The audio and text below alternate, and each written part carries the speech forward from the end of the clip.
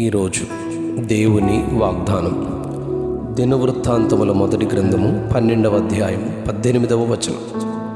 నీకు సమాధానము కలుగునుగాక, నీకు సమాధానము కలుగునుగాక. అప్పుడు 30 మందికి అధిపతి అయిన అమాషై ఆత్మావశుడై, దావీదు, మేము నీ వారము, యెష్షయి కుమారుడా, మేము నీ పక్షమున ఉన్నాము, నీకు సమాధానము కలుగునుగాక, సమాధానము కలుగునుగాక, నీ సహకారులకును సమాధానము కలుగునుగాక, నీ దేవుడే నీకు సహాయము చేయునని పలుకగా, దావీదు వారిని చేర్చుకుని వారిని తన దండునకు అధిపతులుగా చేశారు. దేవుని ప్రజలైన ఇశ్రాయేలు వారు పెద్దలందరూ కూడి రామాలో సమూయేలు నొద్దకు వచ్చి, సకల జనుల మర్యాద చొప్పున మాకొక రాజును నియమింపుము, అతడు మాకు న్యాయము తీర్చునని అడిగినందుకు సమూయేలు ప్రార్థిస్తారు. దేవుడు సమూయేలుతో, కీషు కుమారుడైన సౌలు నీ యొద్దకు తన తండ్రి పోగొట్టుకొనిన గాడిదలను వెదుకుచూ వచ్చునని అతన్ని రాజుగా అభిషేకించుమని చెబుతారు. సమూయేలు అలానే సౌలును అభిషేకిస్తారు. కానీ సౌలు దేవుని ఆజ్ఞలకు విరోధంగా ప్రవర్తించి ఆయన అనుగ్రహించిన ఆత్మను పోగొట్టుకొని దురాత్మల పాలవుతాడు. దురాత్మలతో బాధపడే స్థితికి దిగజారిపోతాడు. ఈ విషయాలు సమూయేలు రాసిన మొదటి గ్రంథం 8వ అధ్యాయం 3వ వచనం నుంచి 9వ వచనంలో మనం చదువుతాం. మొదటి సమూయేలు 15వ అధ్యాయం 23వ వచనంలోనూ మనం గమనిస్తాం. మరలా దేవుడే సమూయేలుతో, యెష్షయి కుమారుడైన దావీదును రాజుగా అభిషేకించుమని సమూయేలు మొదటి గ్రంథం 16వ అధ్యాయం 1వ వచనంలో చెబుతారు. యెష్షయి కుమారులలో చివరివాడైన గొర్రెల కాపరిగానున్న దావీదును ఆయన అభిషేకించి రాజుగా నియమించినందుకు రాజైన సౌలుకు ఎంతో ద్వేషము, కోపము కలిగి తన కుమార్తెనిచ్చిన అల్లుడైనప్పటికీ దావీదును ఎన్నోసార్లు చంపుటకు ప్రయత్నిస్తాడు. అలానే తన సైన్యమునకు దావీదును చంపుమని చెబుతాడు. కానీ దావీదుతో సౌలు కుమారుడైన యోనాతాను హృదయమును కలిపి దావీదుతో, నిన్ను దేవుడే రాజుగా నియమించారు అని చెప్పి దావీదుతో తన హృదయాన్ని పెనవేసుకొని తన తండ్రి చంపజూచిన ప్రతి సమయంలో దావీదును తప్పిస్తాడు.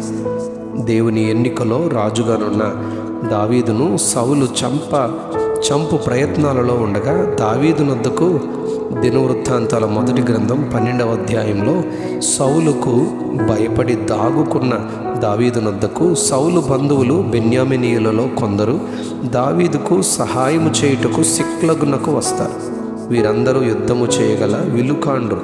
అలాగే యూదావారిలో కొందరు దావీదు దాగి ఉన్న స్థలమునకు వస్తారు. అప్పుడు దావీదు వారితో, నన్ను నా శత్రువుల చేతికి అప్పగించడానికి మీరు వచ్చారా? మన పితరుల దేవుడు చూచి మిమ్మను గద్దించునుగాక అనగానే వారిలో అనగా వచ్చిన 30 మందిలో అధిపతి అయిన ఒకరైన అమాషై, దావీదు, మేము నీ వారము, యెష్షయి కుమారుడా, మేము నీ పక్షముగా ఉన్నాము, నీకు సమాధానము కలుగునుగాక, సమాధానము కలుగునుగాక, నీ సహకారులకును సమాధానము కలుగునుగాక, నీ దేవుడే నీకు సహాయము చేయునని చెబుతారు. ఈరోజు మన ధ్యాన వాక్యం ద్వారా మనము నేర్చుకునే చక్కని పాఠమేమనగా, మనము దేవుని ఎన్నికలో ఏర్పాటులో ప్రత్యేకింపబడిన వారమై ఉండగా మనతో దేవుడు అనేకులను, ఈ సౌలు కుటుంబీకులు శత్రు కుటుంబస్తులైనప్పటికీ దావీదుతో ఏకమై సమాధానము ప్రకటిస్తారు. అలానే దేవుడు మనకును చేస్తారు. ఈ అనుభవమును బట్టి రాజైన దావీదు 23వ కీర్తనలో 5వ వచనంలో, నా శత్రువుల ఎదుట నీవు నాకు భోజనము సిద్ధపరచుదువు అని చెబుతాడు. దేవుని ఎన్నికలో ఏర్పాటులో నుండి తొలగిపోయి అన్నీ కోల్పోయిన తర్వాత మరలా దేవుని తట్టు తిరిగి మోయాబు నుండి బెత్లెహేమునకు ప్రయాణమైన నయోమీతో రూతు ఇలా చెబుతుంది.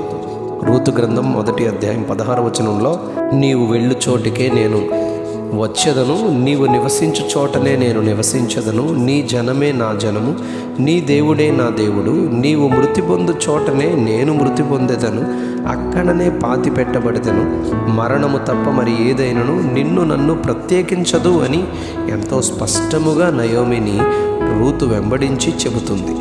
రూతు గ్రంథం 2వ అధ్యాయం 12వ వచనంలో బోయజు ఇలా దీవిస్తాడు రూతును, యెహోవా నీవు చేసిన దానికి ప్రతిఫలమిచ్చును, ఇశ్రాయేలీయుల దేవుడైన యెహోవా రెక్కల క్రింద సురక్షితముగా ఉండుటకు నీవు వచ్చితివి, ఆయన నీకు సంపూర్ణమైన బహుమానమిచ్చునని చెబుతారు. అవును, ఆయన ఏర్పరచుకున్న వారితో ఆయనే అనేకులను తీసుకుని వచ్చి కలుపుతారు.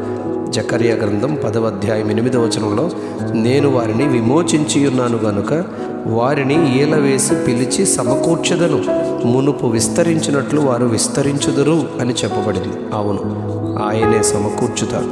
దావీదుతో అనేకులు ఏకమై రాజ్యములో ముందుకు దావీదుతో సాగిపోయినట్లు మనం ధ్యానిస్తాం.